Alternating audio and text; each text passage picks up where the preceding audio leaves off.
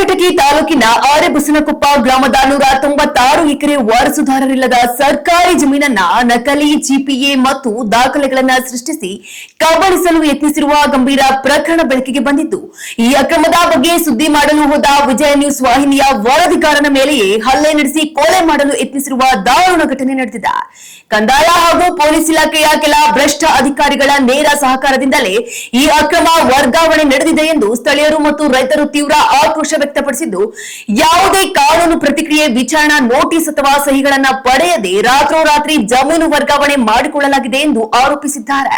ಅಷ್ಟೇ ಅಲ್ಲದೆ ಈ ಹಗರಣದ ಸುದ್ದಿ ಪ್ರಸಾರ ಮಾಡದಂತೆ ತಡೆಯಲು ವರದಿಗಾರರ ಬಳಿ ಇದ್ದ ಮೈಕ್ ಕಸಿದುಕೊಂಡು ದೌರ್ಜನ್ಯ ಎಸಗಲಾಗಿದ್ದು, ಈ ಕುರಿತು ಸ್ಥಳೀಯ ಪೊಲೀಸ್ ಠಾಣೆಗೆ ದೂರು ನೀಡಿದ್ರು ಪ್ರಭಾವಿಗಳ ಒತ್ತಡಕ್ಕೆ ಮಣಿದು ಪೊಲೀಸರು ಎಫ್ಐಆರ್ ದಾಖಲಿಸಲು ಮೇಷ ಎಣಿಸುತ್ತಿದ್ದಾರೆಂದು ಗಂಭೀರ ಆರೋಪ ಕೇಳಿಬಂದಿದೆ.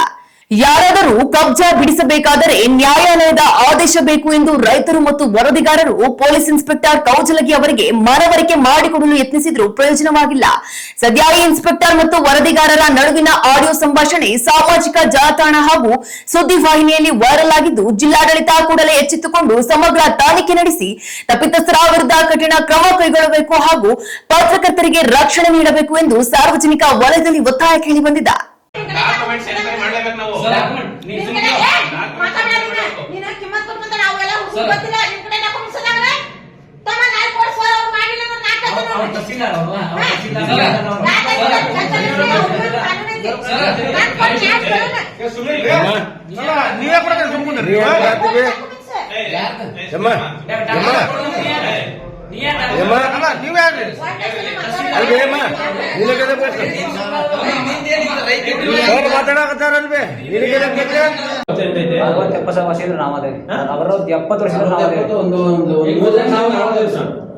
ಹೆಸರೇ ಕಬ್ಜಾನ ನಾನದ ಹೊಲ್ದಾಗ ನಾನದ